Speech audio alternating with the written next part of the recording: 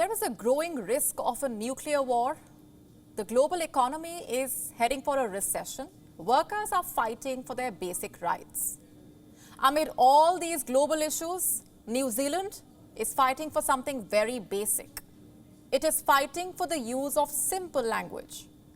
The New Zealand Parliament is debating a bill that mandates bureaucrats to use simple, understandable language in official communications. Our next report telling you more.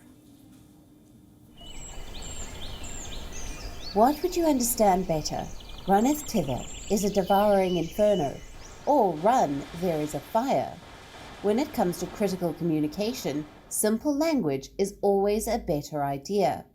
But simple language is not so simple to find.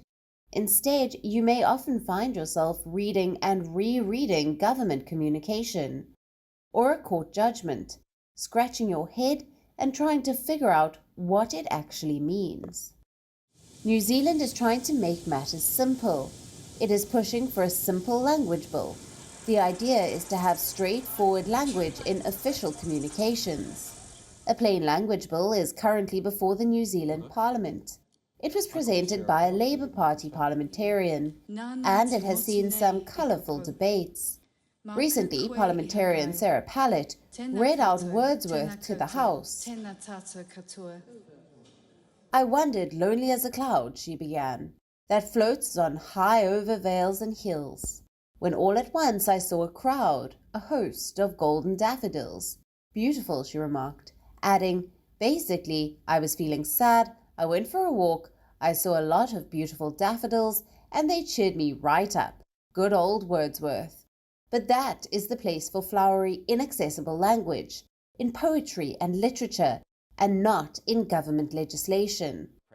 New Zealand's opposition is not convinced. One parliamentarian called it the stupidest bill to come before Parliament. Its supporters, though, are standing firm. Their argument is simple. They say people must understand what their government is trying to say. People must understand government policy. Legal notices, critical communication should not be lost in complicated language. It's a fair point. And New Zealand isn't the first to raise it. Plain language movements originated in the 1970s.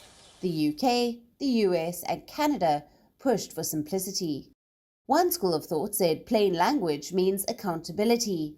Another said plain language means inclusivity. Minority communities, migrants, and marginalized communities often struggle to understand jargon-laden, complicated Victorian English. In 2010, the US passed the Plain Writing Act. It required federal agencies to communicate clearly.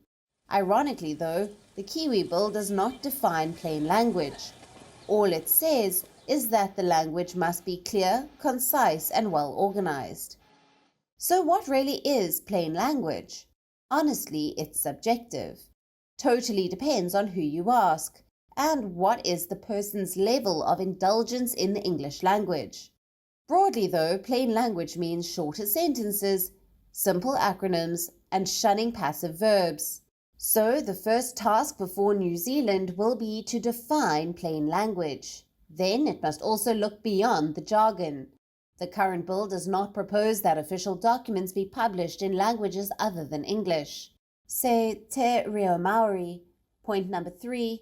The bill does not clearly say how plain language will be implemented.